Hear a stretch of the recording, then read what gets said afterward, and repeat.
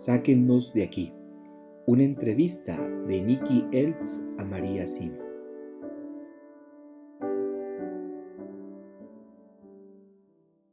¿Conoció personalmente a Teresa Neumann? Solo por 2 semanas no llegué a tiempo a Rennes, pero fui a visitar su tumba. Me encontraba bastante enferma por aquel entonces y, sin embargo, cuando volví ya me encontraba en perfectas condiciones de salud. Es posible que en pueblos donde se reza mucho y se celebran muchas misas por las benditas almas del purgatorio se congreguen más que en los que hay menos oración. Sí, definitivamente. Las almas se acercan más a sus familiares si los vivos rezan mucho, con la esperanza de que parte de esas oraciones sean para su beneficio. En muchos casos, los creyentes las escuchan y en ocasiones hasta pueden verlas. Y los sacerdotes y las personas con autoridad deben hacer saber a su gente que es normal tener novedades de sus familiares o amigos cercanos difuntos. En este mundo tan secularizado, muchas veces escuchar voces implica erróneamente una enfermedad mental, y esta idea es claramente obra de Satanás. Es cierto que algunas veces las voces se deban a enfermedades mentales y otras veces son obras del maligno. También hay muchas que son buenas y son un gran don, pero se exagera abiertamente el concepto que generalmente se tiene de que escuchar voces implica exclusivamente una enfermedad mental y se ocasiona mucho mal a personas muy sensibles y buenas. Se requiere discernimiento y experiencia para ser de ayuda en estos casos, y la mayoría de los especialistas de hoy en día no están lo suficientemente informados en el tema. Son estos especialistas quienes deberían ir a misa y rezar mucho para aprender más de los asuntos que son obra de Dios.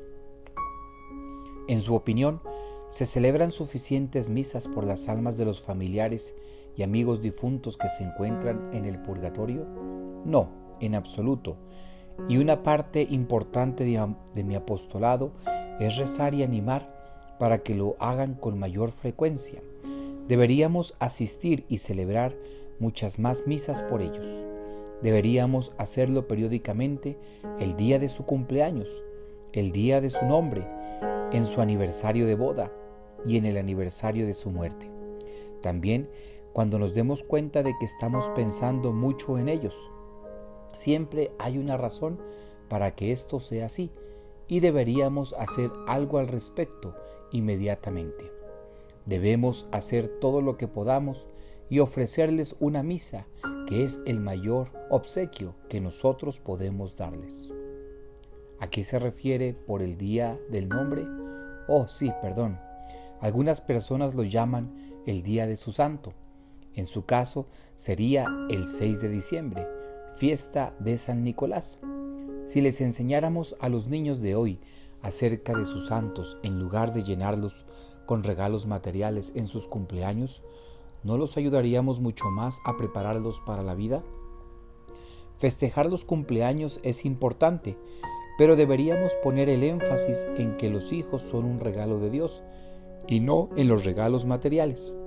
El Día del Santo también les ayudaría y les podría mostrar un grandioso modelo al que deben seguir. Deberíamos comentarles que este regalo viene de Jesús y de María, y también de su santo, que los protege de forma especial. No se trata solo de bellas palabras, es la verdad. Al comentarles todo esto, los niños se volverían más curiosos y más ansiosos por aprender. Entonces, ¿quiere decir que dar un nombre cristiano a un niño le ayuda y no dárselo puede herirlo, o mejor dicho, debilitarlo a lo largo de su vida? Sí, eso es verdad en cierta manera. El santo por el que le damos el nombre al niño lo cuidará automáticamente con mucho amor y con fuerza.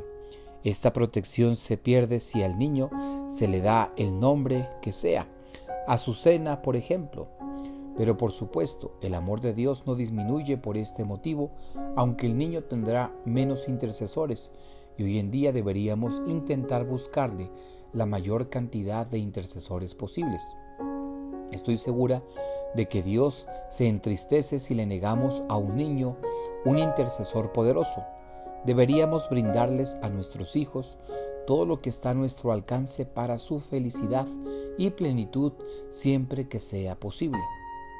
¿Le han comentado las almas del purgatorio algo que no les guste de las misas y que les entristece?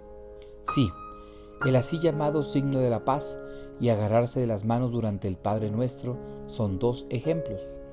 Tienen lugar después de la consagración, precisamente cuando deberíamos estar concentrándonos solamente en el Señor.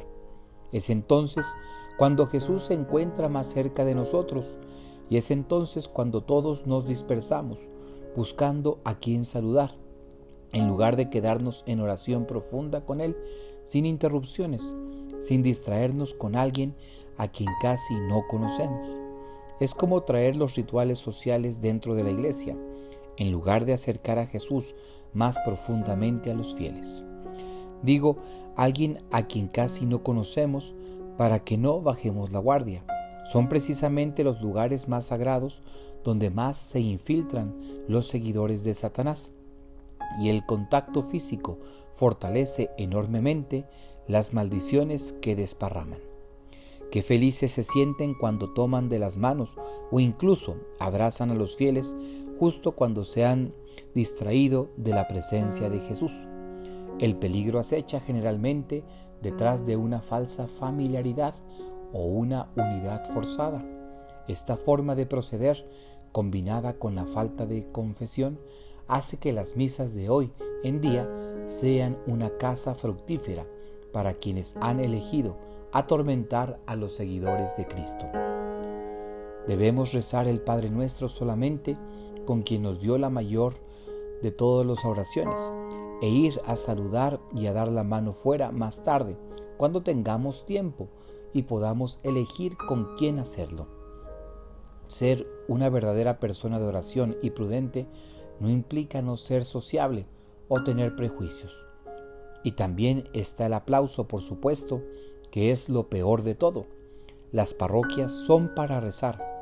Jesús se encuentra en el tabernáculo y nos tomamos tiempo para aplaudir simplemente a otro hombre por haber dicho algo o haber hecho algo que es simpático, correcto o con fuerza. No, al aplaudir ponemos en peligro al sacerdote o a quien dijo esa frase simpática y elevamos su ego en lugar de ayudarlo en su humilde misión de acercarnos a Jesús. Esto está mal. Está en contra de la devoción que debemos enseñar a todos y en especial a los jóvenes en la actualidad. Todos los jóvenes se acogen de las manos y aplauden en la escuela, y debemos mostrarles que las parroquias son solamente para encontrarnos con Dios Padre, Dios Hijo y Dios Espíritu Santo, Jesús y María, para nada más. Fueron las propias almas quienes dijeron que el signo de la paz y agarrarse las manos les eran algo problemático. Sí, así es. ¿Han dicho algo de los ministros extraordinarios de la Eucaristía? Sí. En condiciones normales solamente las manos consagradas de los sacerdotes pueden distribuir la comunión. La ley de la Iglesia dice que debe hacerse así, salvo que haya circunstancias extraordinarias, como que el sacerdote estuviera enfermo o en cama. Extraordinarias no se refiere a que los fieles deban esperar 2 minutos en lugar de 10 para recibir la comunión. Siempre debemos prepararnos en oración para recibir a Jesús, y las personas que insisten en hacer todo lo más rápido posible no saben el privilegio enorme y la fuente de gracias y de protección que obtenemos al recibir a Jesús. Si alguien necesita pruebas de que a Dios no le gusta el modo atolondrado en que hoy en día se hacen uso de los ministros extraordinarios de la Eucaristía, puedo contar la siguiente historia sobre algo que ocurrió muy cerca de aquí hace muy poco tiempo. No hace mucho falleció una mujer que solía repartir la comunión y que había inducido a muchas otras mujeres a que obraran igual. Yo no la conocía muy bien, pero había oído hablar mucho de ella. Antes del funeral, el ataúd estaba abierto para que la familia y los amigos pudieran despedirse. En el momento previsto se cerró el ataúd, pero antes de que hubiera transcurrido una hora, un pariente cercano llegó tarde y le pidió al sacerdote que por favor lo abriera brevemente para poder despedirse de la difunta, al igual que el resto.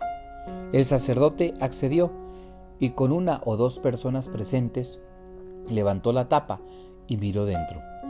Fueron testigos de algo que no era lo que habían visto hace un rato. Las manos de la mujer se habían vuelto de color negro. Este signo, para mí, como para el resto, fue una confirmación de Dios de que las manos no consagradas no pueden distribuir a Jesús durante la comunión. Por otro lado, el llamado altar del pueblo también es algo que deleita a Satanás. Jesús presente en el tabernáculo debería estar siempre en el centro de la iglesia. Al dar la vuelta al altar sucedieron varias cosas. Para empezar, la concentración de los fieles en Jesús se disipó por tener ahora la cara del sacerdote entre medias, y la cara, como todo el mundo sabe, es el punto de comunicación más fuerte entre las personas. Solamente durante la homilía deberían concentrarse los fieles en el párroco, en su palabra y en su rostro.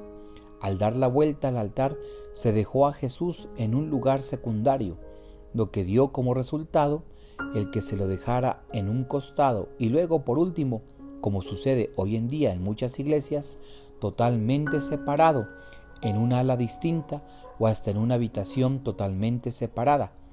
Precisamente esto es lo que Satanás tenía en mente desde el principio: deshacerse de Jesús. Hay otros casos de revelaciones privadas en los que también se han expresado quejas sobre estos asuntos similares a lo que las almas le han dicho.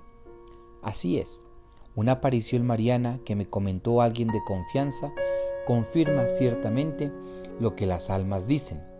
Esta aparición tuvo lugar durante el transcurso de una misa, algunos minutos después de la consagración. Nuestra madre se le apareció a la vidente que se encontraba allí, como lo hace habitualmente. Sin embargo, en esta oportunidad no rezó ni habló con la vidente y desapareció segundos después de bendecir al pequeño grupo. Cuando las demás personas presentes le preguntaron por qué había ocurrido todo tan rápido, su respuesta, con un movimiento de la mano, fue: porque Jesús estaba parado allí. Entonces, si nuestra madre no cree que sea apropiado comunicarse con alguien mientras nuestro Señor está presente en cuerpo y sangre, ¿cómo se atreve alguien a interrumpir nuestra comunicación con Él? Y recientemente se ha publicado que distribuir la comunión en la mano era la cuarta advertencia dada a la religiosa que vio a nuestra madre en Akita, Japón. Escuchar esto me puso muy contenta.